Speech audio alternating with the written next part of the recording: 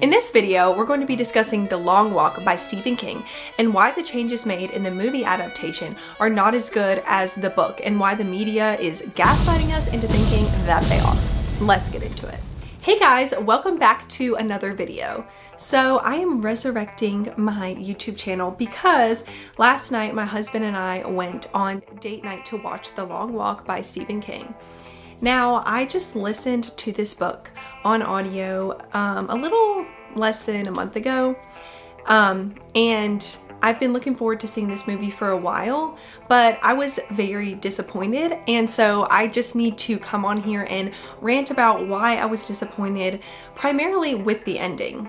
Now, I do just want to give a disclaimer that this will be a full spoiler video because a lot of what I want to talk about is the ending, but the whole thing throughout, we're going to be talking about it with full transparency, full spoilers. So if you're interested in reading The Long Walk, I would definitely do that before you watch this video. And if you're also interested in watching the movie and don't want it spoiled for you, then definitely click off of this video and come back to it after you have watched the movie and or read the book. If you are okay with spoilers, then keep on watching. Also, I wanted to say before I start this video that these are just my thoughts and opinions and critiques, and you do not have to agree with me. And that's the beautiful thing about literature and film and media and art, is that everybody can have their own opinions. It's all very subjective, so you can take this with a grain of salt. This is just one woman's opinion. After reading some articles after I watched the movie last night, this may be a hot take, but this is my opinion.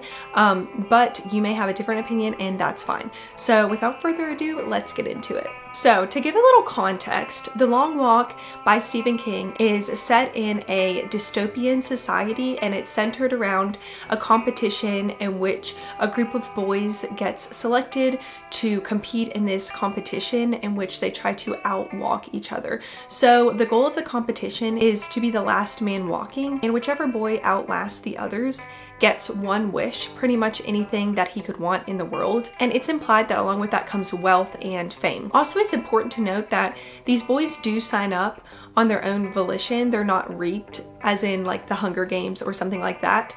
So they do willingly sign up for the competition. Now, according to Goodreads, this book was published in 1999, so about 26 years ago. But the themes in this book, I think, are still very pertinent today, and there are many great life lessons and themes that you can glean from this book.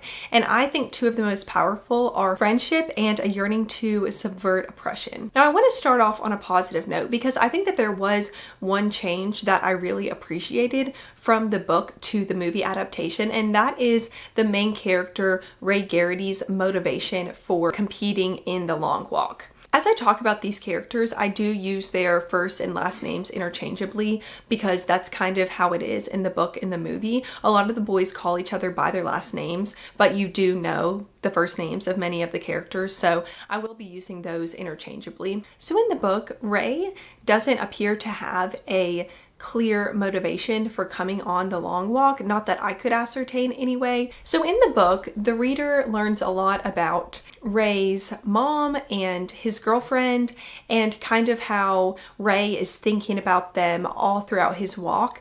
But again, I really could not ascertain any motivation for him competing in the long walk. Like, he doesn't really say that he's doing it to get money to start a life with his girlfriend potentially, or to help his mom. I could be wrong, but from what I remember from listening to the book, I don't remember him having a certain yearning to go on the long walk.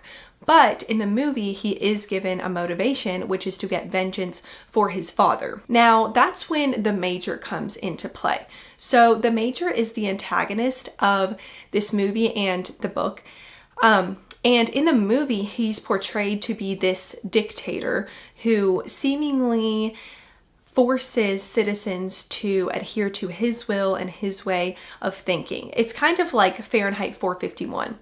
Well, there's a scene in the movie where the Major shoots Ray's father for refusing to conform to these ideals, these government ideals. Now, I think that this addition to the movie lacks a bit of context and world building and background, because when you look at other dystopian books and films, there is a bit of world building. For example, The Hunger Games. You learn all about their society and Panem and President Snow. But in this movie, it's just, you see a tiny glimpse of that, and I think that it could have benefited from being elaborated on a bit, but I digress. I think that Ray's motivation for going on the long walk in order to get vengeance for his father was a great addition, and so let me explain that a little bit more. In the movie, when pressed, Ray confesses to his best friend in the competition, Pete McGreaves, that if he wins, he is going to ask for a weapon from one of the soldiers enforcing the rules of the long walk in order to kill the major. Now, this is very private. It's only disclosed to Pete, and it's a bit into the movie before we have this motivation revealed, but even before that, Ray is talking about how his wish will enact change and hopefully pave a new path for their society. And this is all because his father was his hero, because he subverted these norms and expectations that the major was imposing. I think that this was a good change because it did for me what the book didn't do, in that it made me more sympathetic towards Ray, and I think it garnered more buy-in for his character. I do think that it needed to be fleshed out a bit more though. Now, before I go further, I did want to just address briefly my thoughts on the book. So I ended up rating the book 3.5 stars, but upon reflection, I bumped it up to a 4-star because I think that this is a book that I will continue to think about, and it is very thought-provoking and pertinent to this day, even though it was published in 1999. The thing that kept me from rating it a 5-star was honestly that I kept getting the characters mixed up in my mind, and I feel like I didn't know enough about the characters in order to really connect and feel for them, and I felt the same way during the movie. I think that something that could have been added is some flashbacks to some of the characters' life, or just a little bit more about their motivations and stories so that you could really connect with them. Another change that the movie made was the elimination of one of the major characters named Scram. Scram in the book had a huge motivation for competing in the long walk, and that was to win money to provide for his pregnant wife and his soon-to-be child. Scram was completely eliminated from the movie, and instead it's revealed at the very end of Hank Olsen's life that he had a wife that no one knew about. And so they kind of all band together and decide that whoever the winner is, they are going to do something for Olsen's wife. Now, I think that this was poorly done because you don't find out that Olsen has a wife until he's already gone. When one of the other characters tells the rest of the boys, hey, he had a wife, he told me before the long walk started. It doesn't give us as an audience time to really invest in and care about that character and his motivations. And even my husband said, I really didn't care when Olsen died because all he did was provide comedic relief in the movie, and we didn't know enough about him to really buy in, like I said. And if I would have known, oh, he has a pregnant wife at home, I would have been much more emotionally connected, like I was to Scram in the book, even though I wasn't fully connecting with all of the characters. Now, this is a perfect segue into talking about one of the main characters, Pete McGreaves. Pete McGreaves was a character that is highly lovable and easy to connect with because you get glimpses into his upbringing, his background, and his values that really make you root for him as a character. At least that's what it felt like for me. And this is where I'm going to go into my gripe with the movie adaptation. So Peter McGreaves was a character who was always positive and always looking for the bright side of the situation. He always pointed out how beautiful the landscape was as they were walking by. He always tried to keep morale up between the boys. He even created this little nickname for him and the boys that he was connecting with on the long walk called the Musketeers. And they looked out for one another along the walk. The thing that really made me, and I'm sure other audience members, really love Pete was when he heard that Ray was planning to kill the major if he won the long walk, he discouraged him from doing this. He has a mom at home to think about. He also pointed out that violence is not the answer, and he told him that vengeance is not enough. He said vengeance is not a good enough motivation for winning the long walk. And he also said that it takes a certain type of person to kill other people, and that type of person can't see the good in the world and the little blessings along the way. Now, I'm paraphrasing here, but this is the message that he was conveying to Ray, and it seemed like it got through to Ray. And so for me, that really made me connect with him as a character, because he was challenging Ray to get better. And he also pointed out the logic of the situation and said, Ray, if you shoot the Major, they're just going to kill you. Of course, he was saving our main character here, and so you're going to buy in, you're going to love him. Okay, let's talk about the ending. So what happened in the end of the book was that there were 3 boys left. Stebbins, who is revealed to be the Major's son, even though the Major could not care less about him, and is said to have multiple other sons besides him that he really doesn't take care of. Secondly is, of course, Ray Garrity, and third is McGreaves. Now, in the book, the last 2 contestants are Stebbins and Ray Garrity. Garrity eventually outlasts Stebbins, who is sick and just can't go on anymore. And once Garrity wins, it says something along the lines of the Major reaches out to him, but Ray just keeps walking and he sees a dark looming figure in the distance and he finds the courage to run. And it's a very ambiguous ending. So there are lots of different ways that you could interpret that ending. It's left up to reader interpretation. You don't know if the figure in the distance is Death and Ray ends up dying, because although he outlasted Stebbins, his body is still giving up on him. You don't know if the dark figure in the future is perhaps his mom, and he is just so loopy that he can't realize that. You don't know if he's hallucinating. You don't know if the dark figure is the ghosts of all the boys haunting him. Maybe it's his dad, because in the book his dad is also deceased. You just don't know. It's ambiguous, right? Well, in the movie, this is completely changed. In the movie, the last 3 boys are, again, Stebbins, McGreaves, and Garrity. This is where the paths diverge, because in the movie, the last 2 are Garrity and McGreaves. And as they're walking along with a huge audience on either side, because it's down to the last moments, supposedly, of the long walk, Peter decides that he is going to sit down and let Garrity win.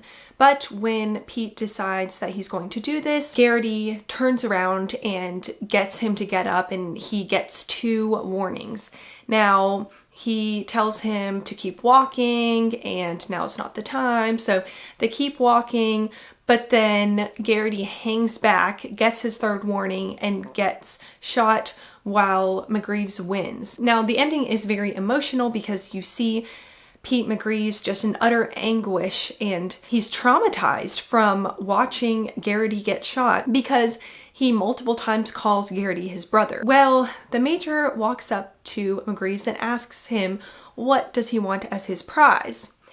And to my utter chagrin, Pete says that he wants the gun from the soldier to give to his kids. And the Major says something along the lines of, go ahead and give it to him. He just won. He's going to have all the riches in the world. He's not going to shoot anyone.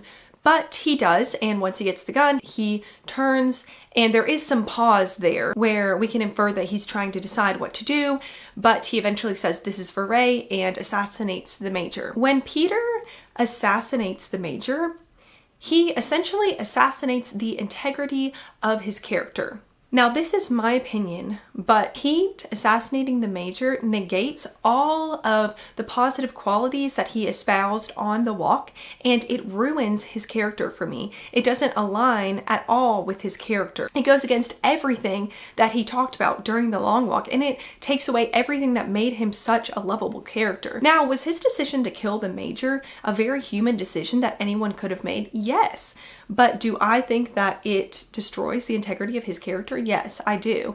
And I think that it was honestly very poor writing and took away the overall positive message and hopeful feel of the movie. Now, let's break down why I think that this ruined the movie, at least for me. The ending of the book, being ambiguous, left the reader with a very chilling, maybe disturbing feel, but it was up to the reader's interpretation. And I think that there was little left up to the interpretation of this ending, because after Pete assassinates the Major, it seems like the crowd, the soldiers, the Major, everyone disappears and he turns and walks away, kind of like how Garrity did in the book, but it has a different effect, because more than likely what would have happened after Pete shot the Major was that he would immediately be shot by one of the soldiers, surely. So I don't think it had the ambiguous effect that it was meant to have. But that's not even my main gripe with it. Garrity's last words before he sacrifices himself